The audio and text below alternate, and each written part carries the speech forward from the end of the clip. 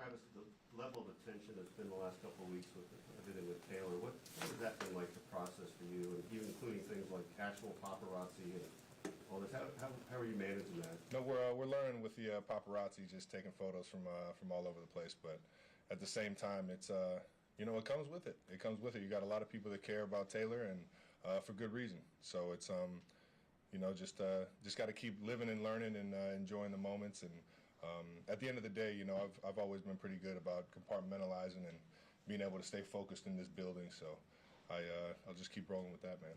Does being in this building kind of help you a lot, just get away from everything else? I think it's always been that for me, no matter what's going on in my life, good or bad. I think this is one place I can get away and just be locked in and focused, and always check myself and my ego at the door and make sure that I come in with a clear mind. What have you learned about the size and scope of her world, the entertainment world? It's worldwide, man. It's worldwide. It's been magnified for sure, though. Travis, playing in that first game in Jacksonville, what was the toughest part, and where do you feel like you've come through since then? The toughest part for me was to just get back in the groove, with the knee injury and everything going into that week, or coming out of the Lions week in week one. There's been that aspect, and then on top of that, as a whole, as a unit, just staying on the page for 4 quarters, staying together for 4 quarters, putting it all together as an offense specifically, and just nonstop trying to get better, man. That's always been the goal. Travis, what's Patrick like coming off of a week where he feels like he didn't play his best? He's dialed in, man. He's dialed in. He's one of the best quarterbacks to ever do this thing because of how he can move on from things, how he can learn from things, and make sure that he's just being the best he can for the guys around him and the organization he's in front of. So it's just I expect him to go out there and beat Pat Mahomes, baby. Nothing less. This seems like a little bit ridiculous to ask, but what did you think of Aaron Rodgers calling you last? I thought it was pretty good. I mean, with the stash right now, I look like a guy named Mr. Pfizer. Who knew I'd get into the vax wars with Aaron Rodgers, man? It's Mr. Pfizer versus the Johnson & Johnson family over there, man. I don't think we asked you about it since you're in the commercial. Can you kind of just say why you wanted to do that? I mean, I've always been, once I got the vaccine, I got it because of, keeping myself safe, keeping my family safe, the people in this building. So, yeah, I stand by it 1,000%, and fully comfortable with him calling me Mr. Pfizer. Travis, anything you've seen the first quarter of the season from other defenses that they might be playing differently than years past that you've just seen this particular season? I mean, it's they might have focused in on a few things, at least up to this time frame in the season. Coach Flores is an unbelievable defensive coordinator, or defensive coach, I should say, just a coach in general. And I got a lot of respect for him, and I know that he's not shy of bringing the heat and putting the pressure on you, and we just got to be ready for it, man.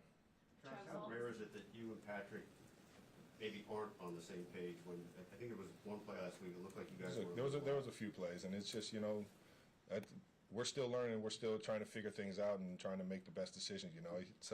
It's one thing when it goes right, and then you want to do something based off of what you just did, knowing that the defense saw it, right? So it's just nonstop playing chess with the guys across from you, and you just got to make sure you're on the same page and you're not putting the team in a tough spot or putting Pat in a tough spot like it did last week a few times. As much as you guys have seemingly read each other's minds, does it seem really crazy when it doesn't work, or is it just the way it is? I think that's a good question. I'm really just so focused in on the success of the drive, the success of the play, how that play ends, and then on top of that, being able to move on from it and learn from it. So it's just you never really get caught up in, getting down on it. That's for sure. Belated happy birthday, by the way. Thank you. Now that you're, I hate to say 34. I mean, why do you hate to say that? Are you feeling 34? I'm very fortunate to get to 34, man, and to be able to do what I love, man. I got a lot of shout outs from family, friends, a lot of people reaching out yesterday. Chiefs Kingdom always shows love, and it's just it's an appreciating day. As much as everybody wants to make it about me, I just see how much family and friends that I have that I have around me, and it's always a beautiful thing. Do you feel like things get harder? I mean, are you noticing at this point in your career that it's a little bit more difficult with the training camp and the knee injury? there's more difficulties physically? There's been some things that have popped up that just make you stay on top of it, man. I think everybody gets to this point in their career, or if they're fortunate enough to get to year 11 in their career, you know, you definitely got to start to hone in on things even more, and just, you know, just make sure that you're available. You know, make sure that you're doing everything you can to make yourself available, and yeah, that's always been the mindset for sure. Matt? Travis, I think this is the longest you've had the mustache into the season. Yeah. That's always the plan, or how did this work out? This thing's, it feels smooth, man. Feels good, man. Just got a cut this morning, if you couldn't tell. And yeah, I feel the power out there when I'm running routes for sure. Mackenzie? Yeah, the last 2 weeks it seems like the Chiefs games were also known as like Taylor watch. People want to know if she's coming to the game, that sort of thing. Yeah. How do you kind of tune that out? I know you mentioned on your podcast that it seemed like they were overdoing it a little bit with the cutaway shots. Everybody, you know, having their eyes on her. Everybody's having fun with it, you know.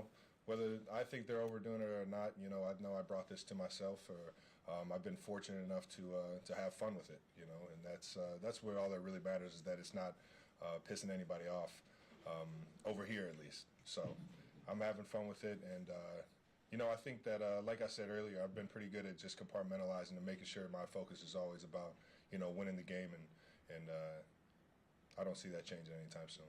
We'll go last two, PJ and then Nate. Go PJ. Travis, it feels like you've had a lot of self-reflection just right now with everything going on. Is that part of your birthday, or is that just, how often do you self-reflect? I'm fortunate, man. A lot of my home games, I have a lot of family and friends come in town, and you know, that's almost like a birthday every single week. You know, especially when we get a win, because I think it's a 20-person suite, so you got at least 20 people coming in to see you specifically play, you know, the game you've been playing since you were a kid. There's a bit of a birthday feel to that when you get the family and friends around. So it's just, you know, I'm always reflecting on how appreciative I am of, you know, the people around me, knowing that I grew up with a great community. I grew up with a great group of friends that I'm still close with, and on top of that, we grabbed a lot of good ones along the way. Nate? Travis, we talked to Pat last week about the touchdown where you made the decision to change the route. Obviously, you know all the route concepts. I just wonder, when you hear the play call, how much do you sort of anticipate yourself maybe saying, if the look looks a little bit differently, I'm going to do maybe what's different than on the page? Most of that is talked about, or at some point has been talked about in another route concept, and it will mirror up with Pat. I think for the most part, the flow of the game, the feel of the game. I've had so much fun with 1-5 outside the facility. You know, I've seen that guy compete in everything from golf to pickleball to beer pong, you name it, man. And so I get what his competitive nature is, and that's I think that goes a lot further than people would expect. Thanks, Trav. Thank you. All right, guys. Locker room moves open.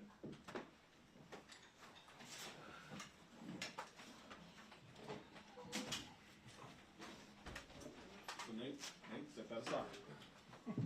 Set that aside.